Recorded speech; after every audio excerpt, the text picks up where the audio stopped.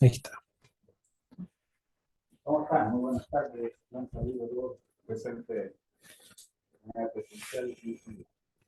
Hoy día tengo el placer de presentar a nuestro estudiante Matías Herrera, que nos va a presentar su trabajo de titulación, cuyo título es Estudio de flujo reverso generado a través del cesario entre el contacto de agua y pared acrílica empleando movimiento.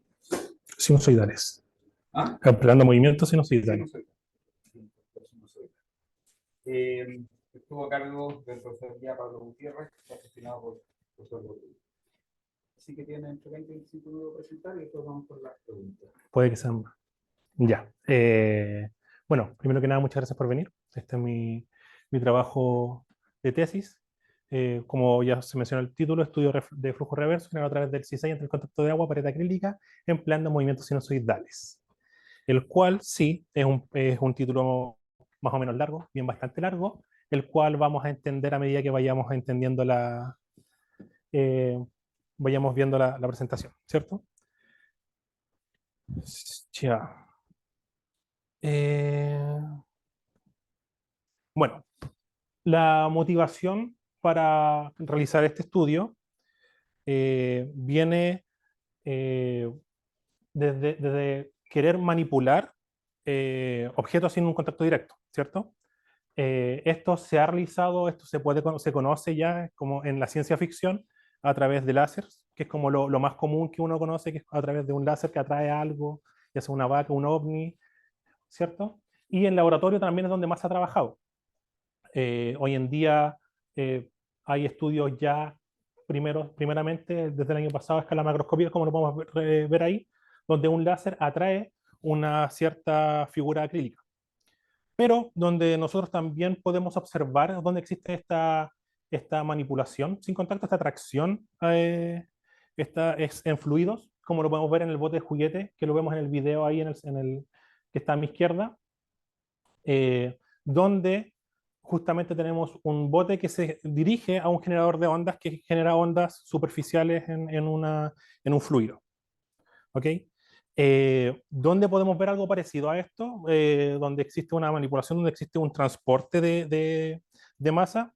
En la naturaleza, por ejemplo, lo podemos ver ya en el mismo mar, donde nosotros bien conocemos que es un objeto que está flotante, un objeto que se encuentra a la deriva, avanza. Un ejemplo de esto ocurre el año 92, donde un barco mercante que se dirige desde China hasta Estados Unidos tiene un accidente en medio del Océano Pacífico, donde cae un contenedor, este contenedor se abre y hay, muchos juguetes quedan a la deriva y son llevados a distintas partes del mundo. Entonces se encuentran en las playas, se han encontrado en las playas durante los años del 92 al 2003, incluso 2004, los cuales siguen las corrientes oceánicas. ¿Ya? Este es uno de los ejemplos más famosos de deriva, dígase de objetos que están flotantes en la superficie de un fluido. Ahora, para entender un poco cómo funciona esto, eh, Airy crea una teoría de ondas para bajas amplitudes, donde intenta describir cómo se comportan partículas que están influenciadas por una onda o una ola en el caso de una onda en un fluido.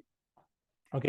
Al describir esto, él bueno, nos demuestra dos ecuaciones que describen la trayectoria en el eje X y XZ, y el eje Z, ¿cierto? Y se da cuenta también que estas partículas parecieran orbitar su posición en el reposo. Posición en el reposo donde es X0, Z0. Esta partícula, bajo la influencia de una onda, eh, orbita alrededor de ella, donde la ecuación que describe esta órbita es la ecuación de la elipse que podemos encontrar a la izquierda. Podemos notar que esta ecuación va a depender de factores de la onda, como lo son la amplitud de la onda que es influida. H mayúscula en este caso viene siendo la altura desde el fondo marino hasta la superficie del agua, y Z es la posición de la partícula con respecto al fondo marino, eh, o sea, con respecto a la superficie. Si podemos observar, si una partícula está por debajo de la superficie, su órbita es menor, ¿ok? Siendo la órbita mayor cuando está justo en la superficie de este. Ahora, observamos acá que justamente son unas órbitas cerradas, no hay un desplazamiento como tal de las partículas. Para esto, años después llega Stokes y propone su teoría para donde demuestra, ya amplía su teoría para segundo orden y logra encontrar que las partículas no crean órbitas cerradas como vimos recientemente, sino crean órbitas abiertas, y al generar unas órbitas abiertas, las partículas justamente se desplazan. Y al desplazarse se desplazan con cierta velocidad, velocidad que él describe acá por la ecuación que encontramos acá a mi derecha, y aplicando aproximación para aguas más profundas, encontramos la ecuación de la izquierda, que estas van a depender de A como la amplitud de la onda a la que es influenciada, omega la frecuencia de la onda, acá la longitud de onda, y z0 la distancia, o sea, la posición de la partícula con respecto a la superficie. Como queremos medir la posición de la partícula en la superficie, bueno, eso va a ser la misma altura del, del, de, nuestra, de nuestro fondo marino, o sea, de nuestro fluido. Ahora, esto es el movimiento que ocurre a la deriva. Este es la deriva Stokes es el movimiento donde se aleja desde la generación del oleaje, se empieza a alejar las partículas. Nosotros en un principio hablamos de movimientos que son atrayentes. O sea, en un principio la idea de esta tesis es poder comparar ambos movimientos. Aquel movimiento que se va alejando desde el origen de la onda, como es la deriva de Stokes, y compararlo con movimientos que se van acercando hacia los generadores de onda, como lo son los movimientos descritos anteriormente. Uno de estos movimientos atractivos, se han encontrado en estudios, por ejemplo, de la Universidad de Australia, donde se tiene un generador de ondas, o un wave maker, de tipo cilíndrico, como el que apreciamos acá. Este es muy parecido a un flotador de estos tipos fideos que siempre están en las piscinas, y los cuales lo que realizan es hundirlo por debajo de la superficie y sacarlo a flote. Al realizar este movimiento, ¿cierto? Se generan olas a bajas amplitudes, se generan ondas lineales, y ya le irá aumentando la amplitud a cierto límite. Lo que ocurre, se rompe la linealidad y se empiezan a generar ondas no lineales como las que podemos encontrar acá. ¿Ya? Al romperse, lo que ocurre es un efecto donde ya en vez de ser dispersado las partículas en la superficie, empiezan a ser atraídas hacia la fuente. Como, por ejemplo, el caso del bote. Este estudio es el mismo que vimos con el video que vimos al principio, donde el bote se acercaba al generador de ondas. ¿Ya? Para poder entender cómo se realiza, para poder entender un poco mejor esta atracción, se realizaron estudios con distintos generadores de onda, con distintas formas de generadores de onda, donde uno de estos fue un tipo cilíndrico, un tipo cono, disculpen, como el que aparece allá a la derecha. Bueno, este solamente vemos la base del cono, la base circular, pero es como una punta que se ingresa hacia el fluido.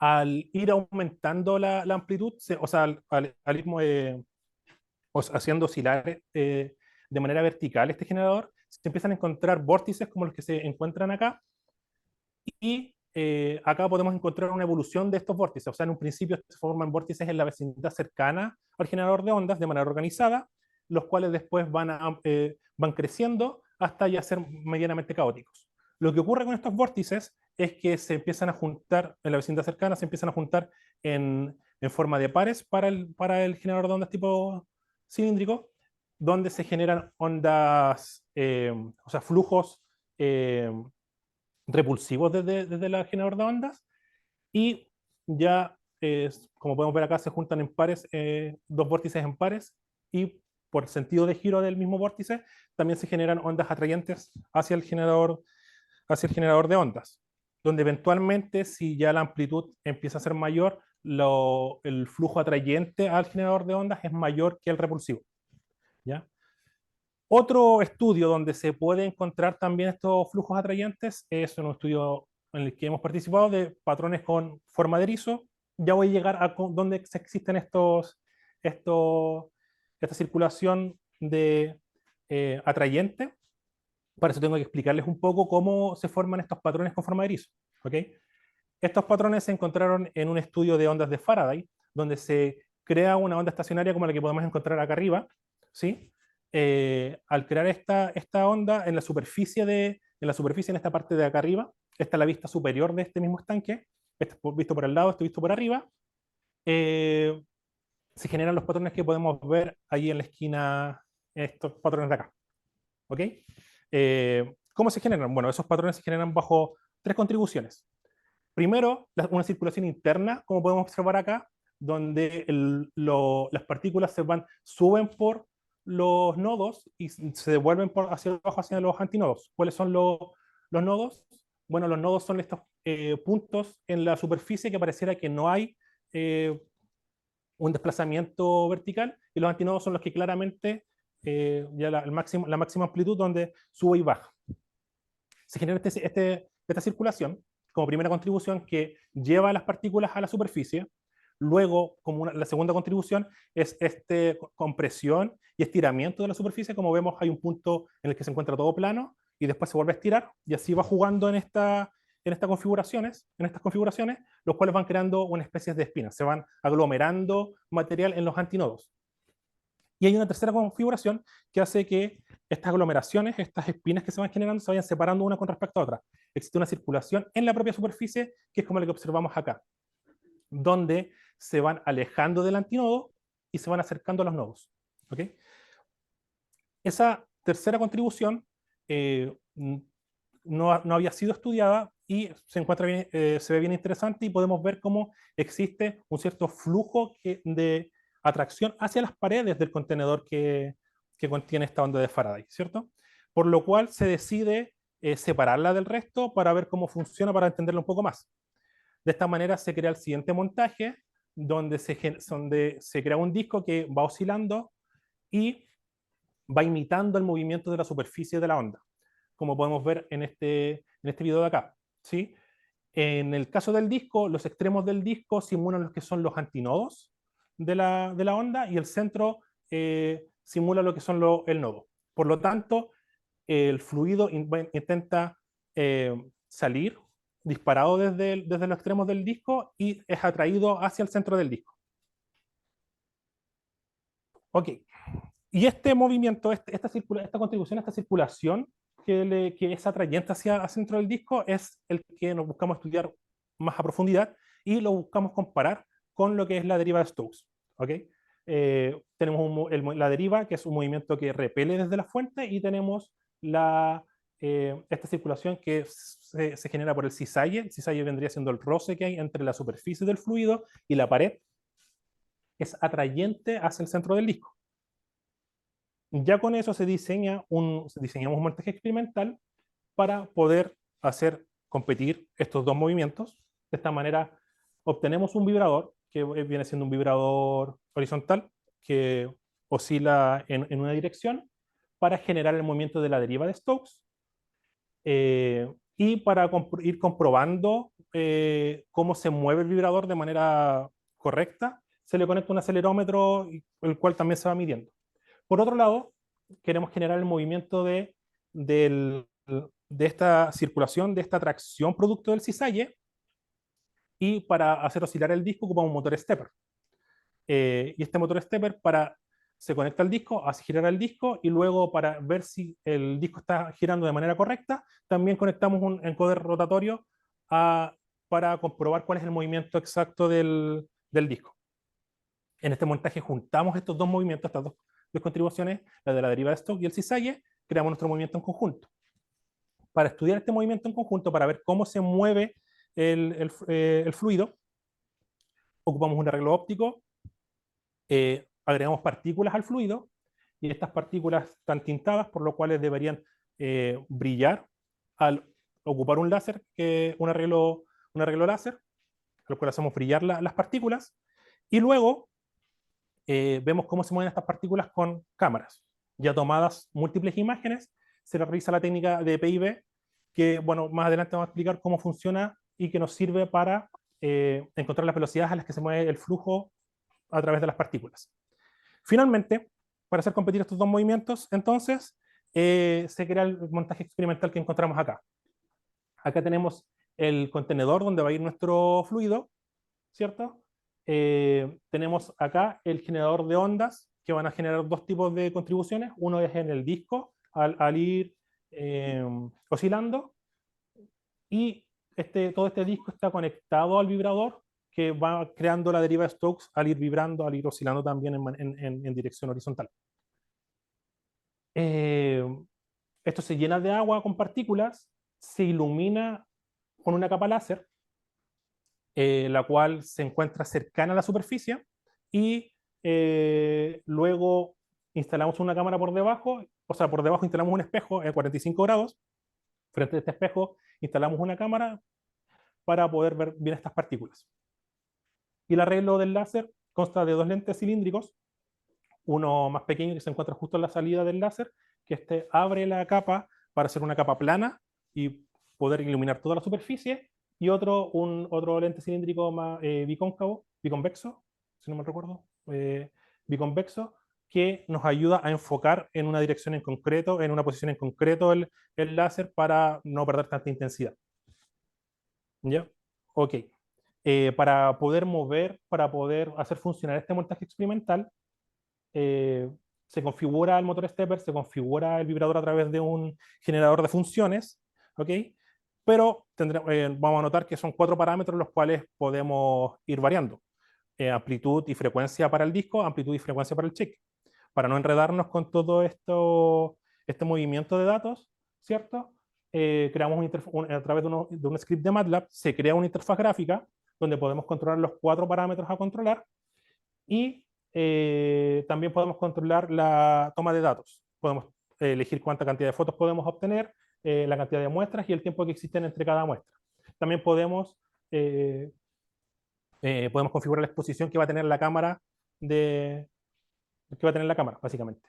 Y bueno, a la izquierda a mi izquierda se puede encontrar un gráfico que más o menos explica cuáles son las señales que se le envían al motor stepper, que son las señales de dirección y las señales de pasos que hay para que logre crear este movimiento oscilatorio. ¿Ok? Bueno, una vez capturadas todas las imágenes, se ocupa la técnica que ya les comenté de Particle Image Velocimetry, o PIV, que se le explico ahora en grandes rasgos cómo funciona. Bueno, tenemos nuestra imagen, ¿cierto? La cual va a ser dividida en distintas ventanas de interrogación, y luego a través de análisis de imagen, va a ser dividida en distintas ventanas de interrogación, y tomamos dos imágenes en dos tiempos distintos, ¿ok? Tenemos una imagen A tomada en un tiempo T0, y después tenemos una imagen B en un tiempo T0 más delta T. Sabemos la diferencia de tiempo entre estas dos imágenes, y luego a través de análisis de imágenes observamos las partículas que hay en cada ventana de interrogación, y después las comparamos con el segundo momento para ver dónde se encuentran las partículas.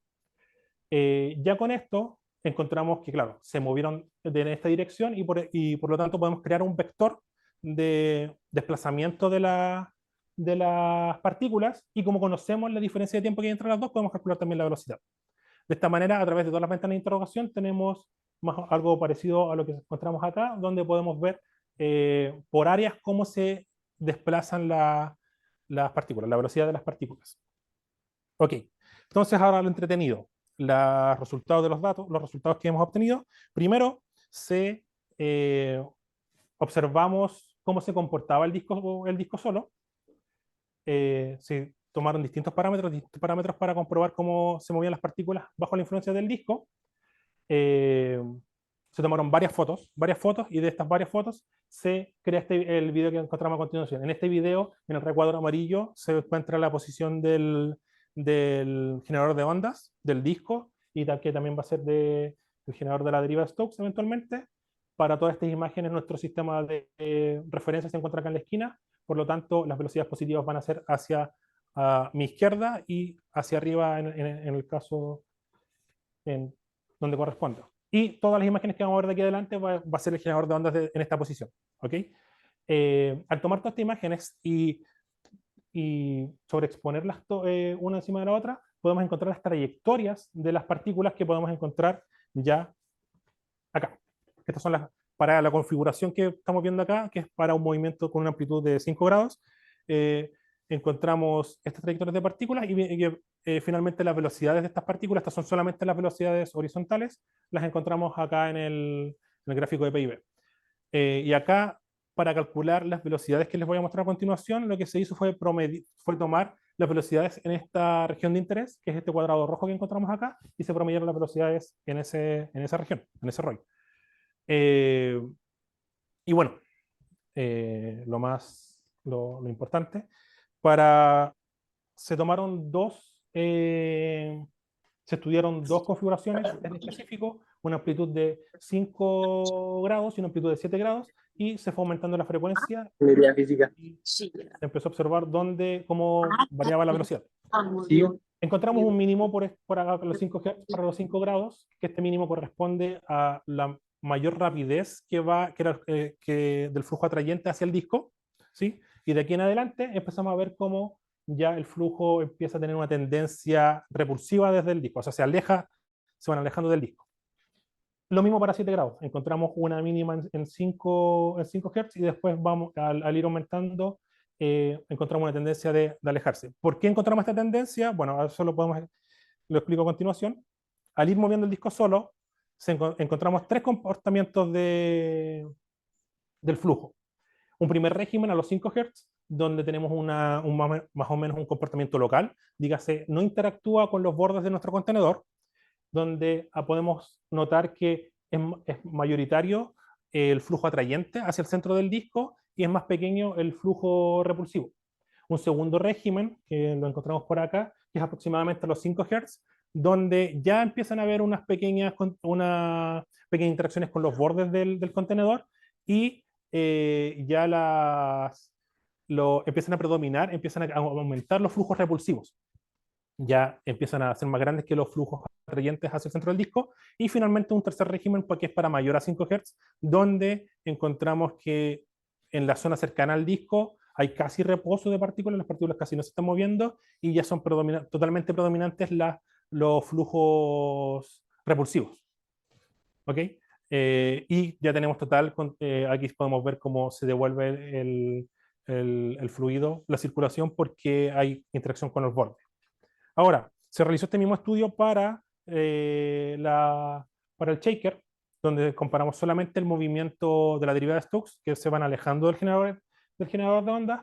Podemos observar cómo por así decirlo, el sentido de giro del fluido es distinto, donde ahora desde el centro tenemos un movimiento repulsivo que va saliendo, y al comparar distintas frecuencias de este movimiento, se compara con la deriva de Stokes teórica y encontramos que tienen aproximadamente la misma tendencia.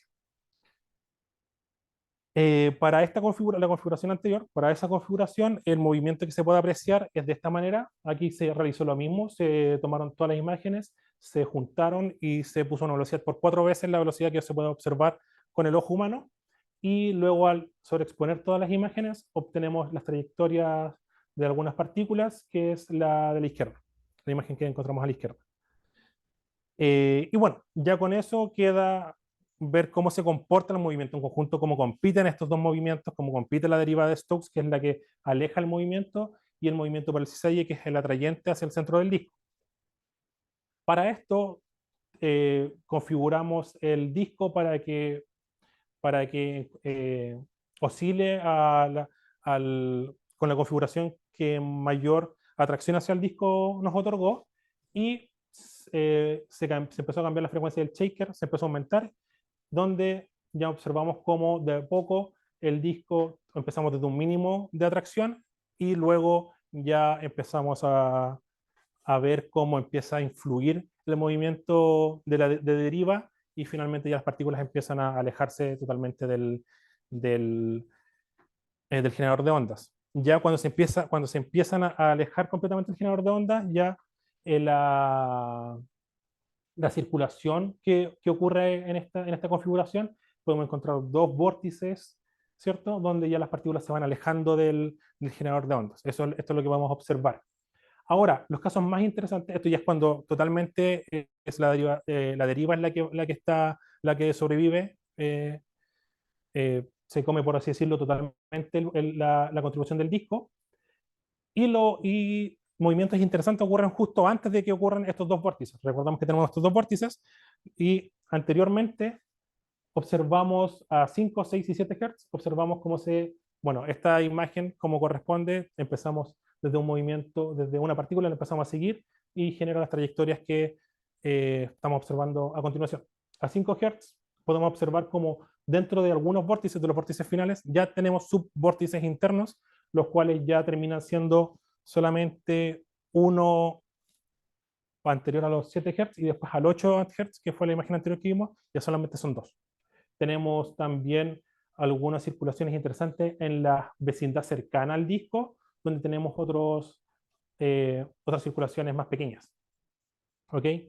Pero bueno, eso fue lo que logramos observar. Como conclusiones, bueno, lo que nos gustaría hacer, lo que nos hubiera gustado hacer es desarrollar ¿cierto? A ver, un segundo. Desarrollar un generador de flujo atractivo, ya que esto supondría un avance bastante grande, poder entender y poder controlar movimientos de la superficie de un fluido. ¿Ok? Y bueno, lo que se logró hacer es diseñar un montaje, ¿cierto?, que genera eh, eh, un flujo atractivo, y después luego lo compara con la deriva de Stokes. Logramos controlar en un cierto rango estos parámetros, pero también se busca extender este rango y obtener una respuesta más reproducible. ¿Ok? Eh, y también logramos distinguir tres comportamientos distintos del disco, tres regímenes en el caso de nuestra configuración, nuestro montaje. Y bueno, y también logramos identificar cómo avanza la contribución del disco y donde este deja de influenciar y ya empieza a influenciar completamente la deriva de Stokes. Mejoras a futuros y recomendaciones que se buscan realizar para continuar este trabajo. Bueno, claramente realizar un barrido con mayor cantidad de parámetros. ¿Sí? Como son 4 parámetros, hay muchos donde observar. Y cómo se comportan los flujos al ir variando la amplitud. ¿Ok? También lo que se puede mejorar es la sincronización entre el movimiento y la captura de las imágenes, o sea, cuando tenemos las imágenes, poder entender bien en qué momento del movimiento en conjunto nos encontramos. Y también las nivelaciones de todo, se intentó llevar las nivelaciones lo mejor posible, pero aún así se nota que faltó las nivelaciones del montaje, del plano láser y del propio disco. Otra mejora importante es aumentar el volumen del contenedor. Como observamos, hubo interacción con los bordes, lo cual no es lo ideal. Para esto se puede hacer un contenedor más grande y creaciones de playa en algún borde para que ya la onda no rebote. Y finalmente, algo interesante es poder evaluar la eficiencia del sistema. Dígase, cuánta energía nos consume crear estos flujos. Y quedan, encontraron alguna razón de, por así decirlo, bueno, cuánto nos cuesta, cuánta velocidad ganamos y cuánto nos cuesta ganar en la velocidad de atracción de los flujos. Por eso, esa fue mi presentación. Muchas gracias.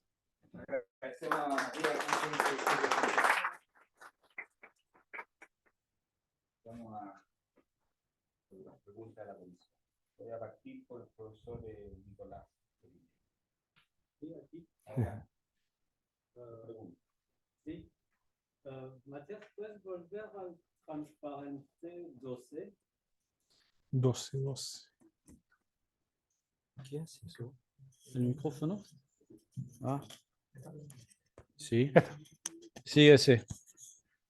Entonces, yo no soy yo no hago experimentos y de hecho no sabía nada del comportamiento de los motores paso a paso. Y estaba bien sorprendido de ver cómo funciona. Y en este aspecto tengo una pregunta, que finalmente lo que haces aquí es una aproximación discreta de tu movimiento sinusoidal. O sea, tú hiciste pruebas sobre la resolución de de estos pasos o no?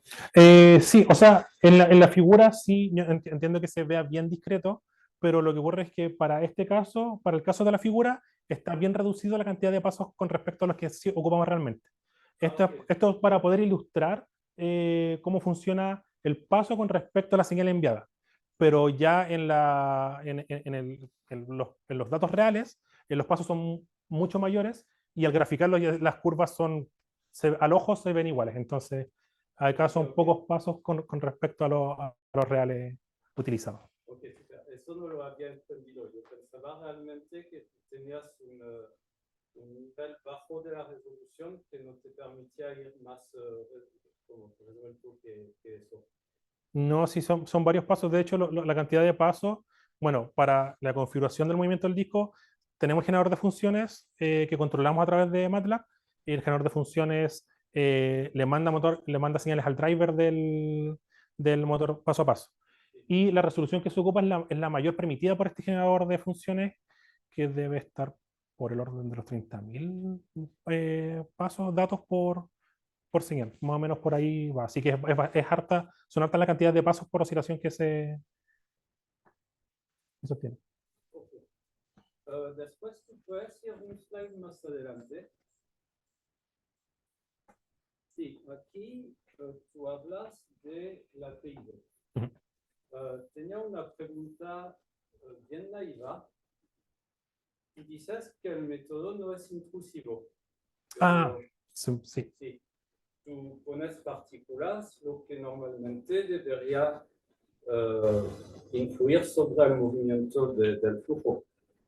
¿Y cuál es la condición sobre los parámetros de las partículas para que tú puedas considerar que la PIV no es intrusiva? Sí, bueno, partículas bien pequeñas en realidad, y ojalá que las densidades de las partículas sean bien cercanas al fluido que se está estudiando. En este caso, como el fluido era agua, la densidad de las partículas sea bien cercana a, a 1 gramo sobre centímetro cúbico, si no me recuerdo. Y de esta manera, ya que las partículas no estén interactuando, deberían simplemente seguir el flujo y no interrumpir su comportamiento normal. Sí, ok. Otra pregunta. Entonces, tú tienes dos dispositivos. El primero es el disco que genera una oscilación de la línea triple flujo, fluido, aire y pared. ¿En la pared? Y el otro es el wave shaker. Sí. Tú dices que el wave shaker genera derivadas de Stokes. Y en cuanto al disco, ¿hay derivadas de Stokes también o no? Bueno, es una buena pregunta. Si el disco logra generar una deriva de Stokes, no logramos observar deriva de Stokes. De hecho, todos los movimientos, bueno, para ser sincero, puede que se genere deriva de Stokes en los movimientos repulsivos en las esquinas, pero los cuales nos vimos, o sea, no lo estudié, no se estudiaron a fondo. Pero ya lo- los movimientos repulsivos eh, empiezan a sobreponerse al atractivo totalmente, más que nada porque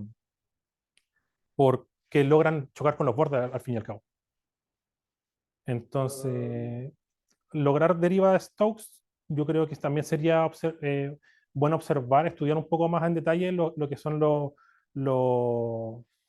los flujos que se van desde las orillas del disco. Ok.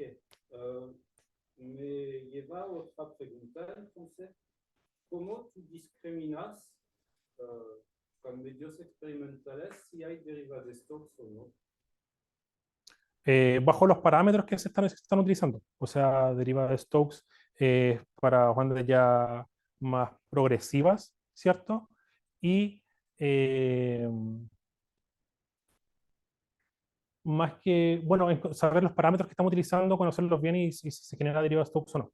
Encontrarla ya experimentalmente, vemos cómo se forma la onda en la superficie y observar, bueno, caracterizar mejor esta onda. Ok, pero con los campos de velocidades tú no puedes justamente discriminar un movimiento de partículas debido a la deriva de Stokes de un movimiento promediado del fluido. ¿Cómo me podría repetir la pregunta? Sí. Sí, tranquilo. No, sí, no te preocupes. Ok.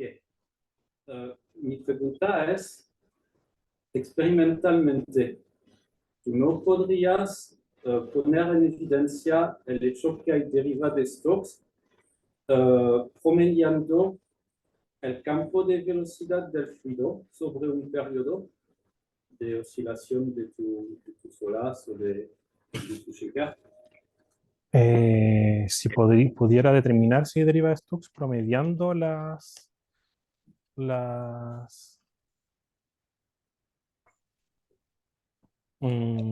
o ahí me pillaste. Ahí no sabría si lo podemos.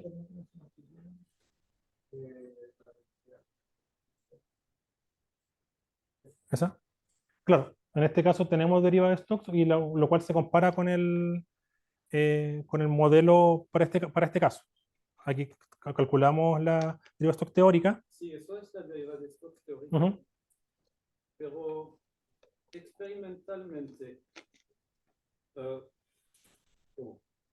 la deriva de Stokes no es siempre cuando tú tienes olas propagativas. Estamos de acuerdo. Tú puedes tener olas casi estacionarias donde tú tendrías deriva de Stokes también. ¿Estacionarias o casi estacionarias? Estacionarias o casi estacionarias, de hecho. O ahí, bueno, realmente me pillaste, por así decirlo, que no sabría decirte cómo funciona la deriva Stokes para ondas estacionarias. Como hay las ondas estacionarias,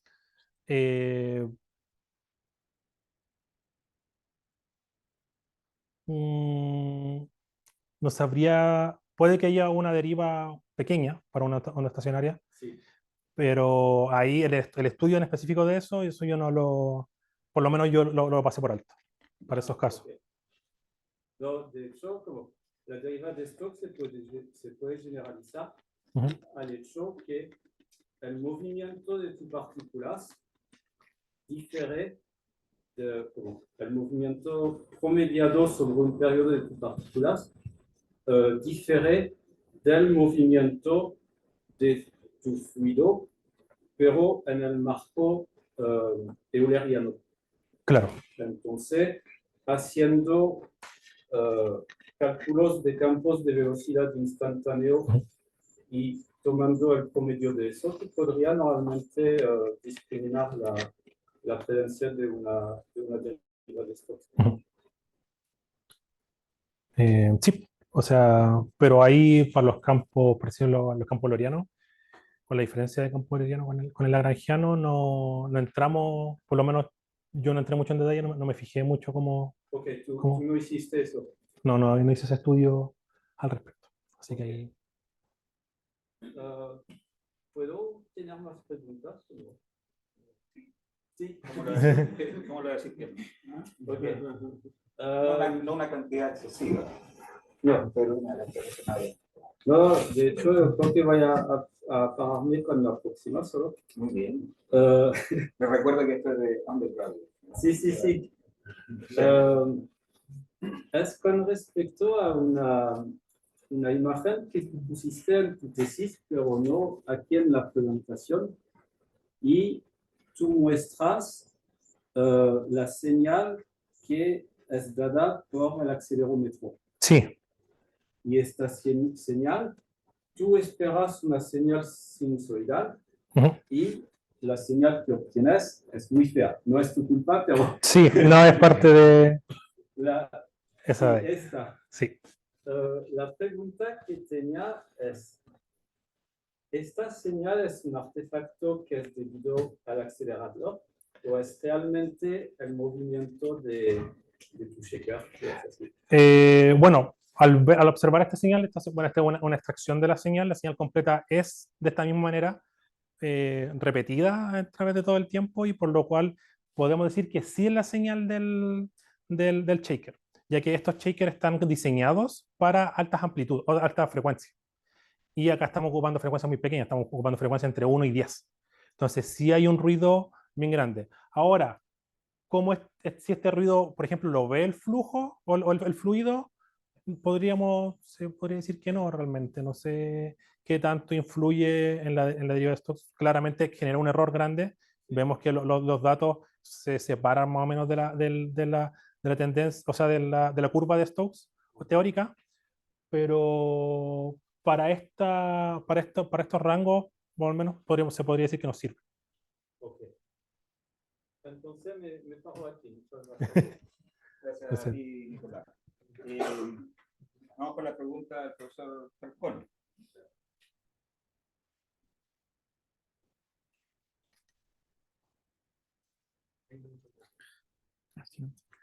Gracias, Matías. Me gustó mucho tu presentación. Tengo un par de comentarios formales nomás de tu manuscrito. Ujú. Y está bien escrito. Dos comentarios súper chicos, son enanos. Uno, en general las figuras cuando tiene estos mapas de color, eh, típicamente los mapas de color para ver alto contraste. Entonces, Mm. en tu manuscrito no se ve alto contraste por la impresión o cómo está diseñado. Yo creo que cuando está en mal contraste, Ujú. vamos a estar bien los flujos que van contra o con las derecha. Y lo otro que también es chico en la referencia, con la en orden, porque están desordenadamente de 14 de primero que la 1, en el manuscrito, no en la lista. Sí, sí. Sí, eso, bueno, es porque el formato de la universidad, entonces estaba. Son cosas chicas Ujú. que bueno. Ya, pues ahora, vamos a la parte. Entonces, a mí me gusta tu trabajo, puesto que tiene hartas cosas súper interesantes, unas cosas más o menos globales que me parecen interesantes. ¿Por qué hay tanta simetría en tu flujo? Eh, Imágenes, hay mucha simetría en tu flujo. ¿Simetría o sea, asimetría? Ah, sí. Por lo menos, sobre todo estas simetrías se lograron observar para el movimiento en conjunto de los finales. Y así, realmente, no sé.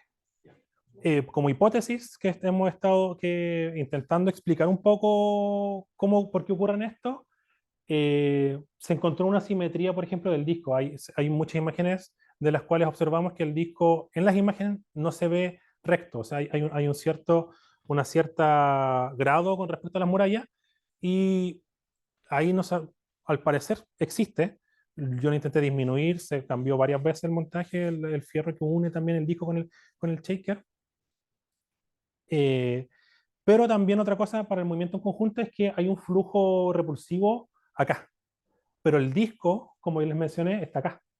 Este pareciera ser que es una contribución, o sea, de una de las laterales del disco, que se une con el shaker y se influencia.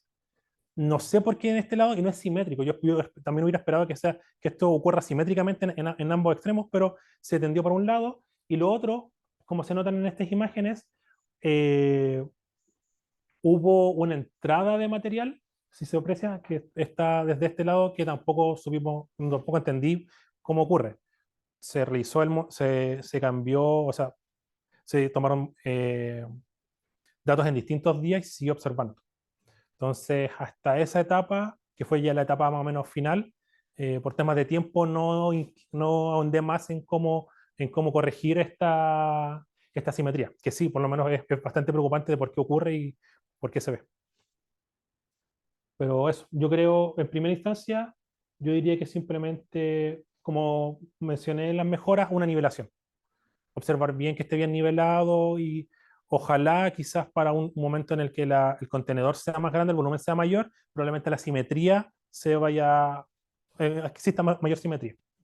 Y esa simetría no está en la amplitud máxima que puede adquirir Cristo siendo positivo o negativamente en ambos. O sea, si tú tienes un encoder, la amplitud máxima que tú puedes alcanzar en ambos lados del disco son las mismas. Si no hay Sí, ahí, ya. sí, sí. Sí, de hecho, para el único caso donde no ocurrió así fue para esta amplitud. Para esta amplitud ocurrieron cosas raras, entonces por eso son de entre 5 y 7 grados. A 6 grados sí ocurría esto de que un lado al parecer giraba, se empezaba a ir hacia un lado del disco, entonces eso mejor preferimos evitarlo para hacer que la oscilación sea más simétrica que asimétrica.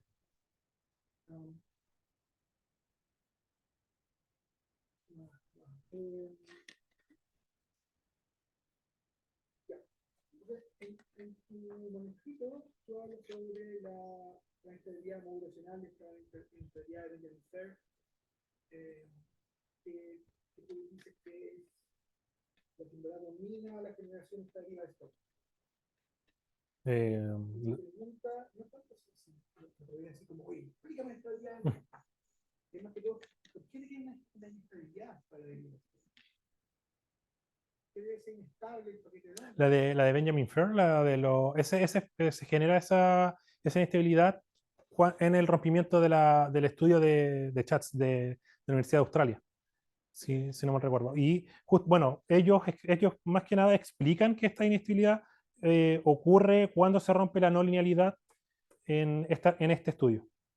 Por lo menos en este específico, ellos dicen, ok, nosotros tenemos, y ahí realmente no ahondé mucho, simplemente bien grandes rasgos a qué se referían con ello, y básicamente ellos dicen, tenemos estas ondas lineales para esta amplitud, y al aumentar la amplitud, o sea, al pasar la inestabilidad de Benjamin Fair, ya se rompe la onda y empieza una condición no lineal. Ahora, en nuestro caso, en el caso del disco no encontramos que se haya, o sea,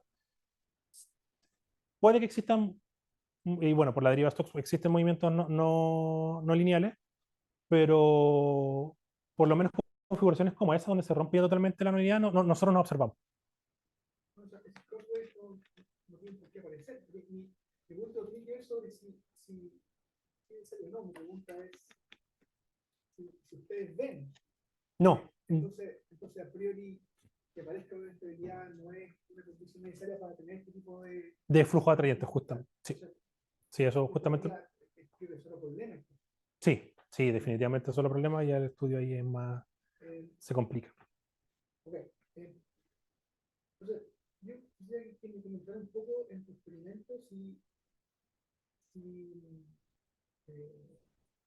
hay o si se cumple las condiciones que tú impusiste, por ejemplo, la teoría de Evy impone con la onda, o sea, tu flujo es rotacional, tu flujo es ideal.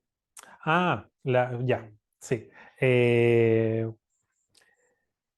Sí, nosotros esperamos que realmente asumimos que no ocurra y se tomaron ciertas consideraciones para que el flujo sea irrotacional y se cumplan Ahora,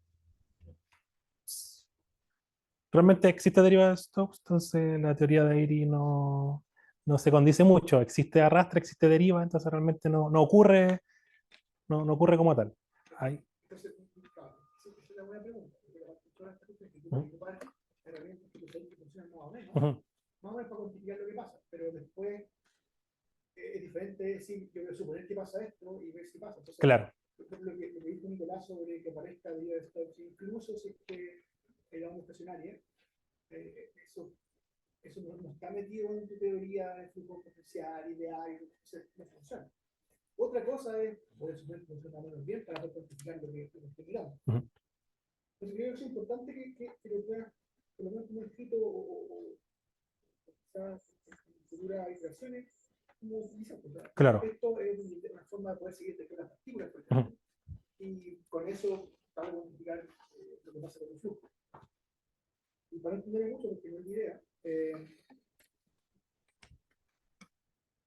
¿por qué es necesario o por qué crees tú o en qué límite tu sistema debe dejar de ser lineal para que aparezcan los fenómenos que tú estás viendo? ¿En qué límite lo...? Lo que puedo decir de manera más sencilla. Si yo tuviera ondas súper chiquitas, así que si la amplitud del movimiento del disco que gira fuera infinitesimal, ¿tú verías lo deriva de Stokes? O sea, deriva de Stokes o atrayente. Circulación atrayente a la circulación. una circulación que parece que es estacionaria encima. Entonces, mi pregunta es, ¿requieres no linealidades para ver lo que me está diciendo?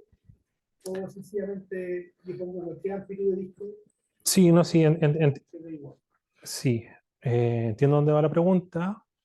Una buena pregunta, de hecho. Eh,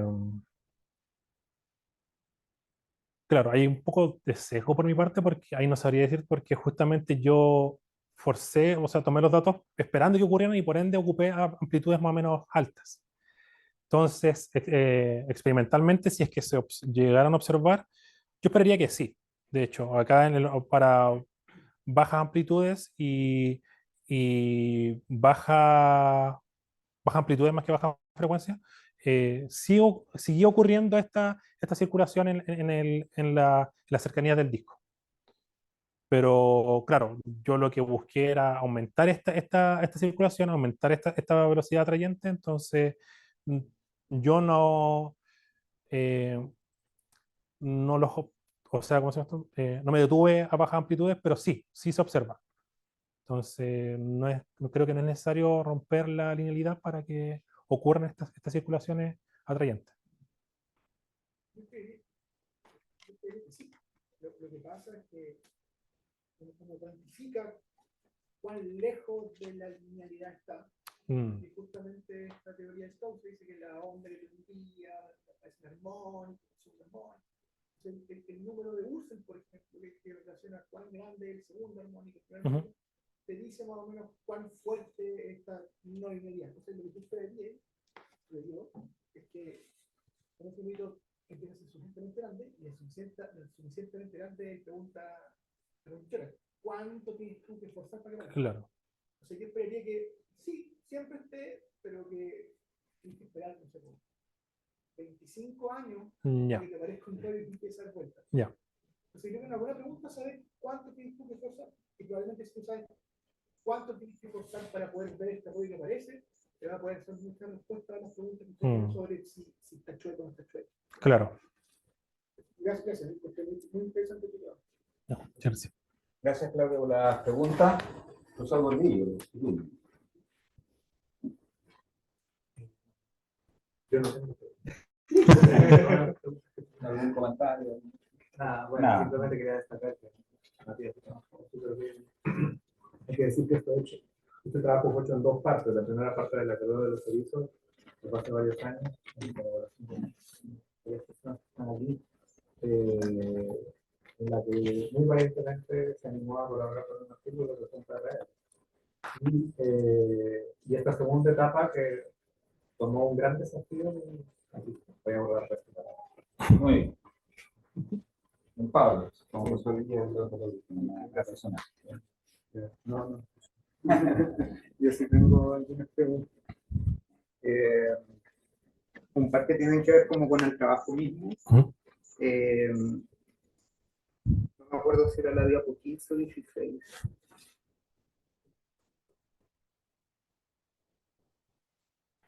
¿La 16? Sí, eso está bien, la 16. claro, bueno, en realidad son como dos preguntas acá, pero lo que me llama la atención es que ya con el movimiento del disco uno pueda pasar como de tener flujo que van hacia el centro a Hacia el Wimic. Como hacer este cambio de esta reversión. Entonces, bueno, la primera pregunta sería, entonces es necesario finalmente hacer este movimiento ¿De la deriva? Ajá. Según yo sí, porque espacialmente ocurren en distintos lados, en distintas configuraciones. Al fin y al cabo, este cambio de tener un movimiento atrayente a pasar a un movimiento repulsivo yo lo asumo que es totalmente por las condiciones de borde. O sea, porque esta flujos repulsivos chocan con los bordes del contenedor. Es más, me atrevería a decir que si se ocupa un contenedor más grande, probablemente sigamos observando este mismo comportamiento.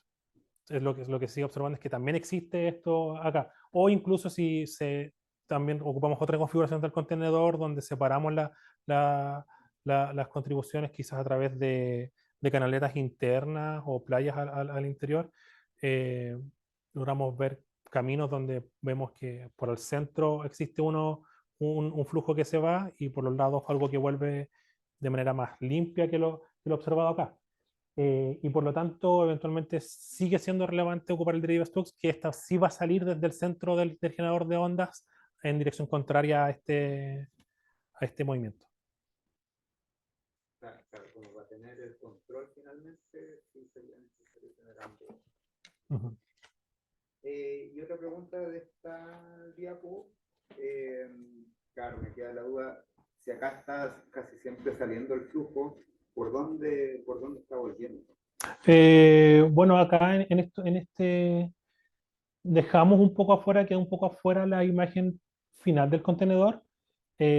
Otra cosa que lo mencioné, y pero puede que haya pasado bien por encima, es que estos perfiles de velocidades de PIB solamente son para las velocidades horizontales. O sea, entonces, estos por dónde se están devolviendo, se devuelven por ejemplo, por las orillas del contenedor. ¿Ok? Chocan más o menos como por esta altura en realidad, y de aquí ya para los que estos casos, aquí se ve claramente, porque acá vemos que como se alejan y después por acá abajo se devuelven. Y acá no alcanzamos a ver por dónde se devuelven, pero sí se devuelven por un poco más. Esto más o menos centralizado por el camino. Por lo menos yo me enfoqué en observar el camino que tiene hacia adelante el disco. Y todavía hay sectores donde se devuelve el- el- la masa de agua. ¿Puedes volver? Esto es la página 6.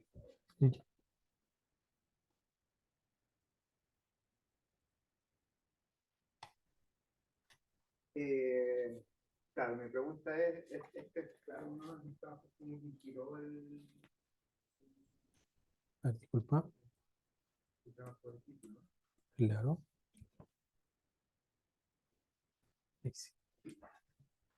Y una de las razones era porque, claro, no, ahí daban como su argumento de por qué ocurría este cambio de flujo tan pronunciado entre cuando el flujo va hacia adentro o hacia afuera. Mi pregunta sería, tras tu experiencia, ¿les crees a ellos o no? Eh, no sé si es algo tan bonito de decir si les creo o no les creo, sobre todo ¿O cuál es tu opinión? ya, eso yo creo que sí lo puedo responder más tranquilamente. ¿Cuál es mi opinión? Al ir observando, claro, ellos hablan de que esta inestabilidad, pero en cierta medida yo creo que hay básicamente, viendo los videos reales de este estudio, eh,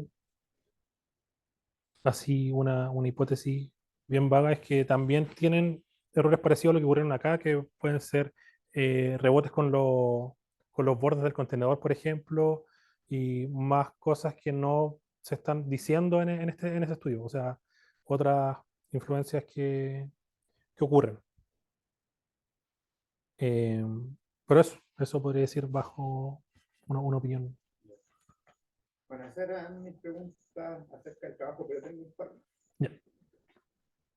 Bueno, no sé si cortito. Viendo este video, por ejemplo, ellos miden como la deformación de la superficie. En cambio, tú te quedaste con la mirada del flujo. Claro, y en un La plano. pregunta es, ¿tú crees que sería interesante medir como la deformación superficial? Sí, sí, yo encuentro que sería muy interesante para, más que nada, bueno, porque a mí me gusta ver las cosas como ocurren a nivel de la superficie en general. ¿Se pueden obtener resultados sin tener que hacer eso? Yo creo que sí, se pueden obtener unos resultados bien precisos, pero por mi curiosidad para ver cómo se comporta el disco, se comporta este cisalle, y cómo se produce, y bueno, ya hemos tenido esta conversación de cómo funciona el menisco en esta línea de contacto triple. Sí sería bueno aplicar por ejemplo, estas mismas técnicas que puedo utilizar ahí. Y ahora sí la última, y es porque a mí me gustan como los procesos que hay detrás de todo este trabajo, y además porque tu trabajo tuvo como distintas etapas. Entonces te quería preguntar, que nos contaras, ¿cuáles consideras que fueron las etapas más desafiantes dentro de tu trabajo? ¿Y cuáles fueron las que fueron como más estimulantes o que disfrutaste más? Bueno, las estimulantes claramente los resultados. Ver que hay velocidades, encontrar cosas. Y las más desafiantes, estresantes, las decisiones.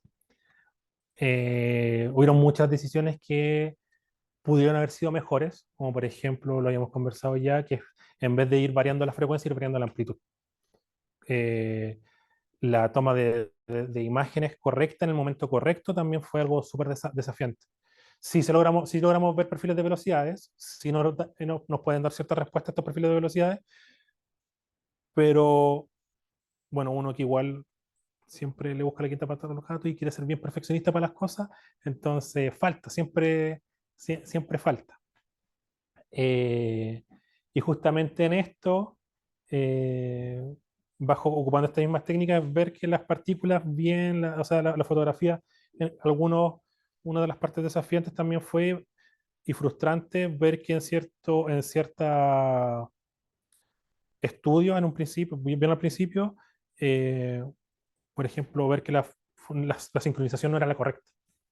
Entonces, empecé a trabajar y también empezó a trazar el hecho de poder buscar la sincronización correcta, la sincronización correcta entre la toma de fotografías con el movimiento.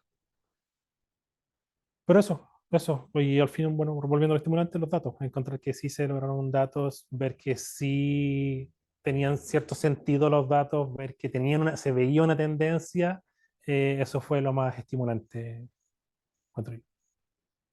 Eso. Gracias, profesor. ¿Alguien del público quiere preguntar algo?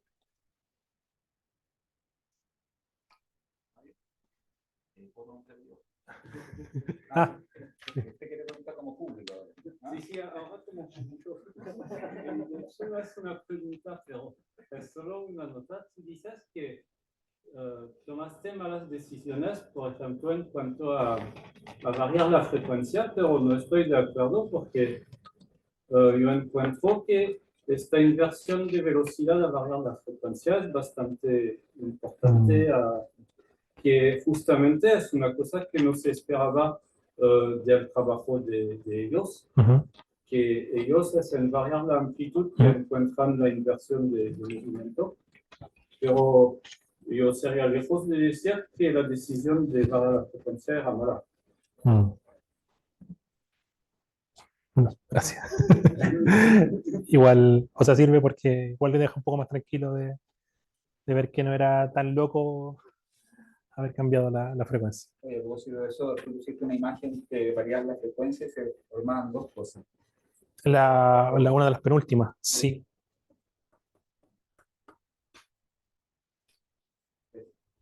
No, la última, esta.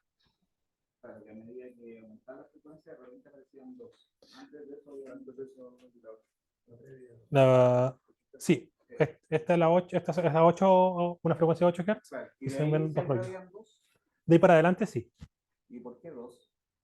¿Por qué no 8? ¿Qué va a ser agrando eso? ¿Van a haber 3? ¿O si lo achico a haber 1? ¿Para qué se refiere? ¿La imagen? O sea, Porque se producen dos patrones ahí. Sí. Uno así y otro por otro lado. Sí, porque... Y independiente de la frecuencia, se estabiliza. Claro, sí se estabiliza y es porque aquí ya predomina la deriva Stokes. Tenemos una deriva donde se va, básicamente, según mi hipótesis, es que eventualmente esto ya es lo que predomina el movimiento. Y esto ya el resto del rebote tiene que haber un transporte de masa y se devuelve generando... Si el contenedor aumentamos el volumen del contenedor, esto va a existir, pero igual tiene que haber una compensación de la masa. Esto puede que aumente su... La otra cosa, eso no tiene nada que ver con parece a la convección. Claro. ¿Se podría relacionar con hacer así con algo o calentar algo? Eso yo me fijaría primero. La cuestión de la convección con las ecuaciones que ocurren acá. Porque al final es un fenómeno no lineal, entonces debería ser independiente de la. Claro. Bueno, ahí me pilló. Buena pregunta. Básicamente la deriva, es que la deriva la deriva sub siempre se ha comportado por sí sola, se comporta en ese aspecto. Tenemos un jet desde del medio y se crean estas dos Independiente de la forma. circulaciones y todos los ejemplos de convección que se me vienen ahora a la cabeza es siempre en contenedores pequeños donde vemos que desde el centro donde hay más calor hay un. Sí, se hacen rollitos, pero también hay un volumen pequeño. Entonces, Aplaudimos entonces a Matías para.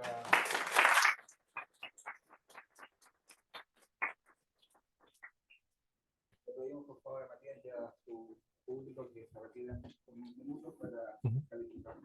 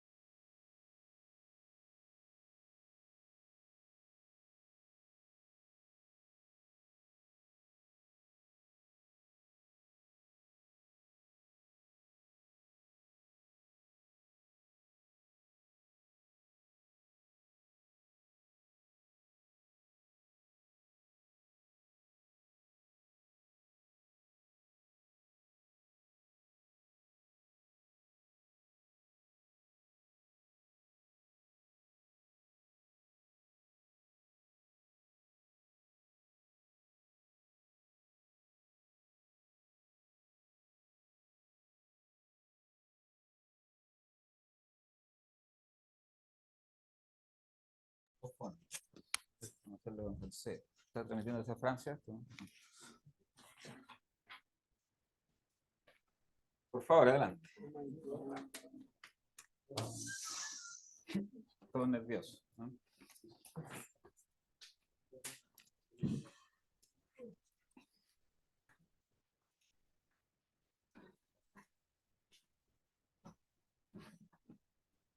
¿Alcance el micrófono de cercano? O voy a poner ahí. ¿Aquí? No sé si después se lo voy a pasar a Matías. Ya, Matías. Entonces, ¿estamos todos? Sí, vamos a entregar el resultado. El escrito tiene una nota 6.8 y el oral tiene una nota 6.9. A mí me da promedio 6.9. Así que está aprobado su examen, Matías. Y los felicito y le damos un aplauso, ¿no? Bueno, este micrófono para que diga algunas palabras si quiere. Muchas gracias por asistir, a los que están acá presencialmente y a los que se conectaron. Y bueno, ya ahora solamente queda burocracia y se termina la pesadilla, o sea, bueno, ahora a los presentes nos dirigimos al cóctel para seguir conversando algo más ameno. Ya, muchas gracias. Muy bien, aplausos.